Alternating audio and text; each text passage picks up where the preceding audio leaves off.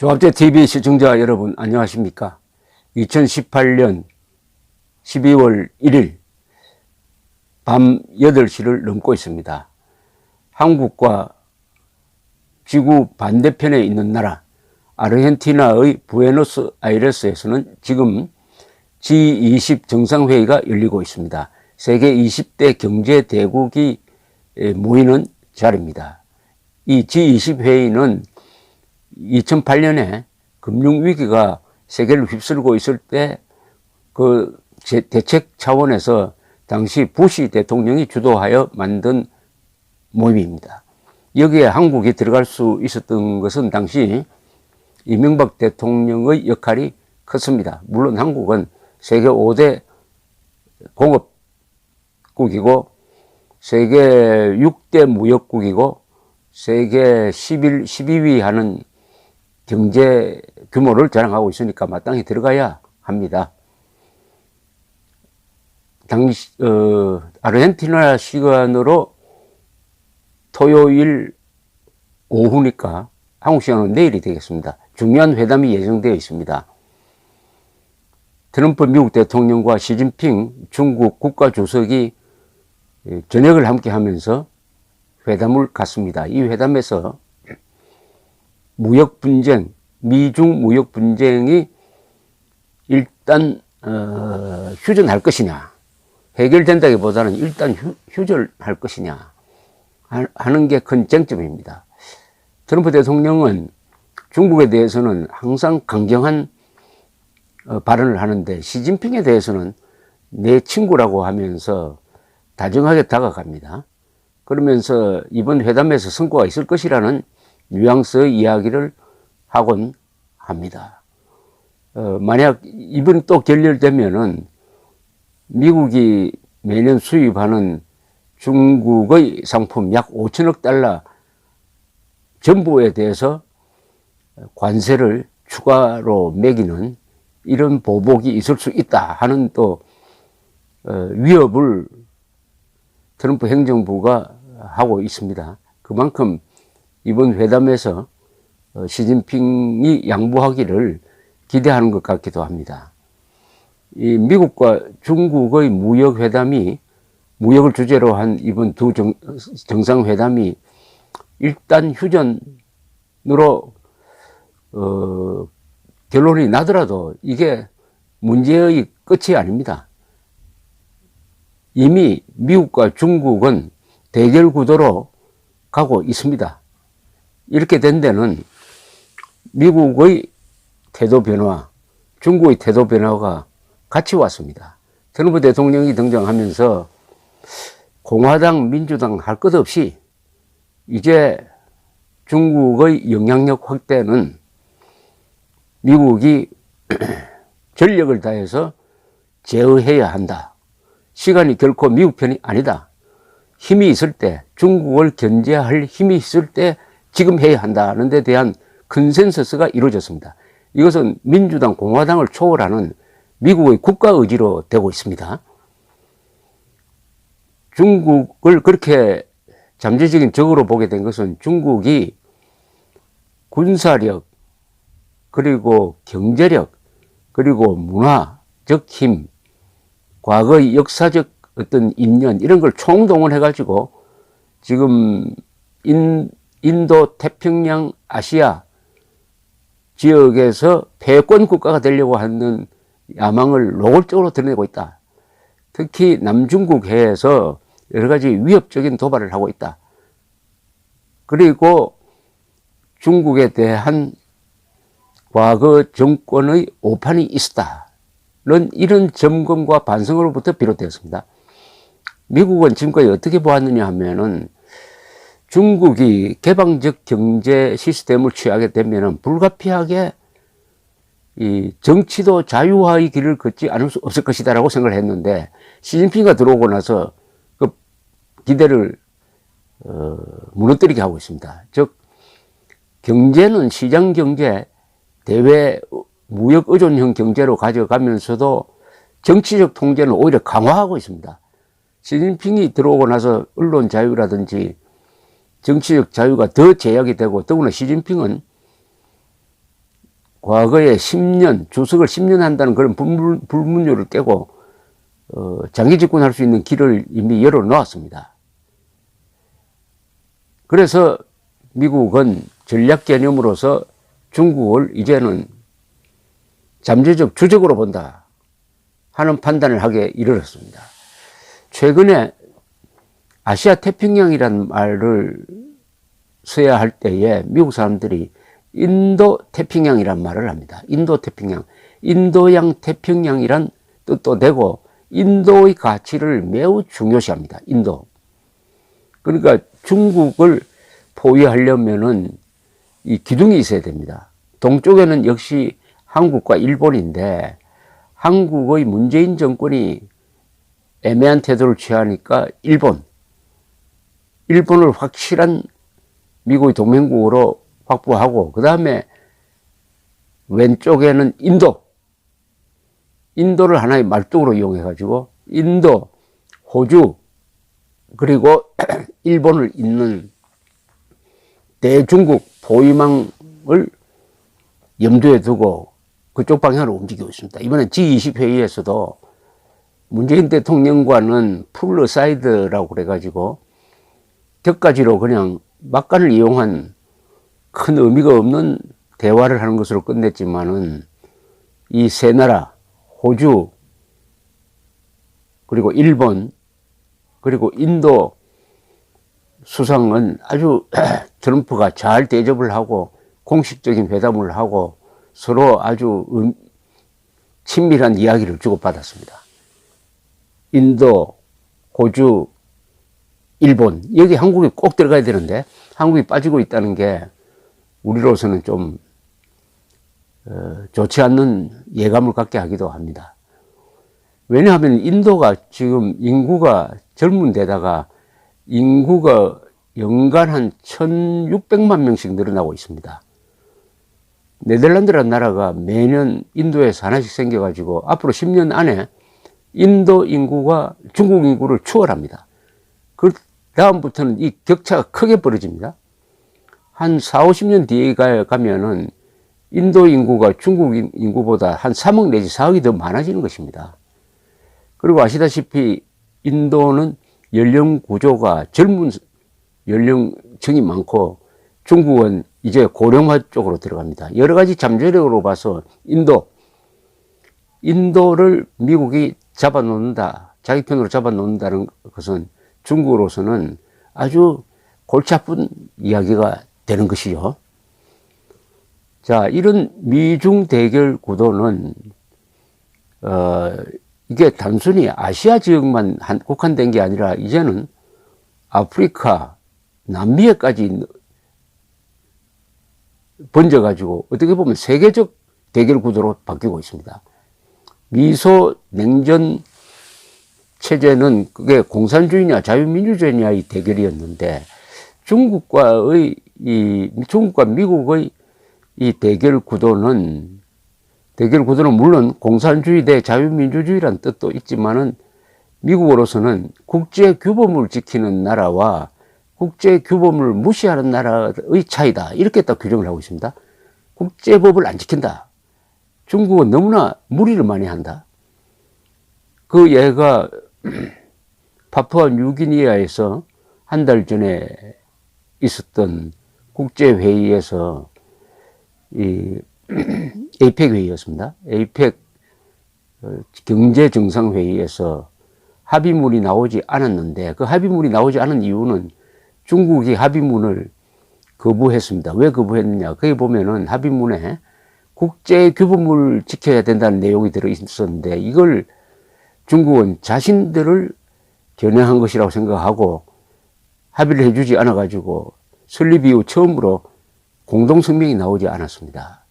그리고 중국 대표들이 파푸아 뉴기니아 그 외무장관실로 몰려가 가지고 행패를 부리기도 했습니다. 그러니까 국제 규범을 지키지 않는 중국이라는 인상을 더욱 굳히게 되었습니다. 이런 과정에서 내일 회담이 열리는데 설사 내일 회담이 합의를 한다고 해도 그거는 부분적인 합의고 이미 미국과 중국 사이의 이 대결은 전면적인 대결로 확대되고 장기화되고 깊어지고 오래 갈 것이라고 생각을 합니다.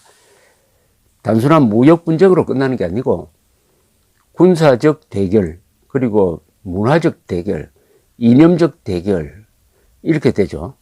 또 경제가 중요한 것인데, 요사이 중국이 아프리카나 남미에 그 돈을 써가지고 차관을 준다든지 하는 식으로 해가지고 후진국의 개발 프로젝트에 적극적으로 참여를 하고 있고 영향력을 행사합니다.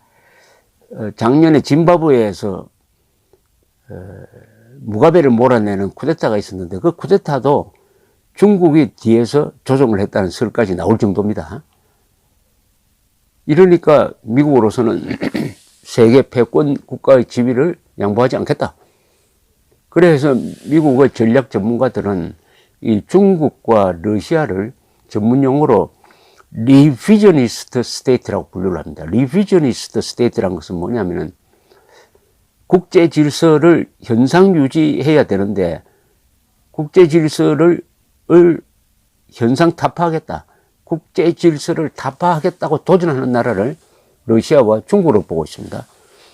이렇게 되면은 유명한 투키디데스의 함정이라는 이 이론이 하나 적용이 됩니다. 투키디데스의 함정이라는 것은, 투키디데스라는 역사학자가 서기전 5세기에서 이 그리스 일대에서 벌어졌던 펠로폰네소스 전쟁, 스파르타와 아테네 사이의 전쟁을 분석한 펠로폰네소스 전쟁에서 나온 교훈입니다. 그 교훈은 뭐냐면은 패권 국가가 있을 때 이 패권 국가에 도전하는 국가가 하나 새로 등장하면은 전쟁이 일어날 가능성이 매우 높다. 즉 지금은 패권 국가가 미국인데 이 패권 국가 미국에 도전하는 중국이 일어나면은 필연적으로 패권 국가는 불안감을 느껴서 유리한 시간이 남아 있을 때 친다. 시간에 쫓기는 입장이 되는 거죠. 그러니까 미국이 지금 시간에 쫓기는 입장이 된다. 미국이 앞으로 시간이 30년, 40년 지나가면은 중국을 견제할 방법이 없다. 그럼 지금이다. 지금 이 순간이다. 이렇게 생각하게 되면은 유리할 때 쳐야 한다는 생각이 일어나고 여기서 전쟁이 발생할 가능성이 많다는 거죠. 가장 비근한 예가 1차 세계대전이죠. 1차 세계대전의 원인 중에서 큰 것은 당시 패권 국가인 영국에 도전하는 독일의 급부상이었습니다. 특히 독일이 육군 국가인데 해군력까지 증강시키니까 해군력으로 세계 식민지를 운영을 하던 영국이 불안감을 느끼고 과거의 라이벌 국가이던 프랑스 그리고 러시아와 손을 잡아가지고 프랑스, 영국, 러시아가 한편이 되고 독일과 오스트리아, 오스만 터키가 한편이 되는 이런 구도에서 전쟁이 일어났던 것입니다. 그레함 앨리슨이라는 하버드 대학 교수는 지난 한 500년 동안 있었던 큰 전쟁을 분석하고 이런 결론을 내렸습니다. 패권 국가에 도전하는 수정주의 국가, 리비저니스트 스테이트, 도전하는 세력이 나타날 사례를 16개를 관찰을 했더니 그 중에 12개, 4분의 3이죠. 12개 케이스에서 전쟁이 일어났다. 그 틀을 미국과 중국에 딱 들이대 보면은 미국과 중국 사이에는 전쟁도 일어날 수 있고 그 전쟁이 일어나는 발화점이 한반도가 될 수도 있다는 상상에 도달합니다. 1차 세계대전이 어디에서 일어났습니까? 발칸반도에서 일어났습니다. 발칸반도에서의 이 암살 사건으로 일어났습니다. 발칸반도를 흔히 화약고라 불렀습니다. 발칸반도의 사정이 아주 복잡합니다. 반도는 원래 대륙 세력과 해양 세력이 부딪히니까 항상 복잡합니다. 한국도 마찬가지죠. 한반도가 발칸반도 같은 역할을 해가지고 미중 대결이 핵전쟁으로 발전할 수 있다는 것이 가장 끔찍한 시나리오입니다, 이게. 그러나 가능성이 있는 시나리오인 것입니다. 이런 미중 대결, 핵전쟁 가능성까지 포함한 미중 대결 구도에서 그러면은 한국의 선택은 뭐냐 하는 것이죠. 문재인 정부의 선택은 뭐냐. 누가 봐도 우리가 한미일 동맹에 굳건히 서가지고 중국, 북한, 러시아를 견제하는 입장에 서는 것이 우리의 살 길입니다. 이승만 대통령이 미소 냉전 구도하에서 바로 대한민국을 자유진영, 해양문화권 미국 편에 세운 것이 70년 동안 한국이 발전하는 원동력이었고, 김일성에게는 소련 편에 섬으로써 친구를 잘못 사귀어가지고 이렇게 비참한 북한을 만들어낸 것이죠. 줄을 잘 서야 됩니다. 바로 줄을 잘 세운 사람이 이승만 대통령입니다. 초대 주한 미국 대사 무초는 퇴임한 뒤에 이승만 대통령을 평하면서, 퇴임한 뒤에 역사 증언을 통해서 이승만을 평하면서, 이승만 대통령은 가장 높은 수준에서 국제 질서를 이해한 사람이다 라는 평을 남겼습니다. 이승만 대통령은 가장 높은 수준에서 세계 정세, 세계의 흐름을 이해한 사람이다. 외교관으로서는 최대의 찬사였습니다. 즉 그 말은 뭐냐, 이승만 대통령은 대한민국의 살 길은 자유 세력 편에 서야 된다. 한미동맹 편에 서야 한다. 그리고 독립운동을 할 때도 이 독립운동이 성공하려면은 무장투쟁에 중점을 두어서는 안 되고 오히려 외교에 중점을 두어야 한다. 외교를 하려면은 여론을 움직여야 한다. 그리고 당시 미국에서, 당시 세계에서 한국 편을 들어줄 나라는 미국밖에 없다. 미국이 가장 중요하다. 그래서 워싱턴에서 언론 활동을 하면서 미국 정책에 영향을 주는 그런 여론을 움직이는 그런 활동을 했고, 다행히 천우신조로 1945년 8월에 일본이 망했을 때 그 준비된 대통령, 이승만 대통령이 그런 국제정세를 가지고 한국에 와서 국제정세를 잘 모르는 미군정을 누르고 좌익들의 도전을 누르고 대한민국을 미국의 지원하에 유엔의 축복 속에서 선거를 통해서 대한민국을 자유민주주의와 시장경제 그리고 문명세계 그리고 해양문화권과 연결시키는 그런 선택을 했던 것입니다. 아시아에 두 개의 기적이 있다고 하는데, 하나는 한국이 공산화 안 된 것, 다른 하나는 중국이 공산화된 것인데, 한국이 공산화되지 않는 그 기적은 바로 이승만 대통령 국제정세를 넓게 보고 정확하게 본, 그리고 카리스마도 있고 국민들의 절대적 지지를 받았던 그 이승만 덕분인데, 70년이 흘러서 문재인 정권이 등장해가지고 지금 이런 국제정세의 큰 변화를 제대로 잃지 못하고 망해가는 김정은의 목을 메고 있는, 스스로 김정은과 공동운명체가 되려고 하는 그런 자살적 충동을 보이고 있습니다. 그러나 한반도의 기본 구조는 국제정세의 큰 흐름 속에서 결정되기 때문에 문재인 정권이 움직일 수 있는 여지 또한 좁아지고 있다는 사실입니다. 그러나 과거와 달리 대한민국의 운명은 왕이 결정하는 것도 아니고 소수의 엘리트가 결정하는 것도 아니고 기본적으로는 국민 여론이 결정합니다. 국민 여론이 이 문재인 정권의 이거 섣부른 일탈 행위를 막으려면 국제정세를 잘 알아야 됩니다. 밑줄 치면서 공부를 좀 해야 됩니다. 그러면서 그런 의미에서 G20 회의가 좋은 교과서이고 나침반이 될 것이라고 생각을 합니다. 내일 회담이 궁금합니다. 감사합니다.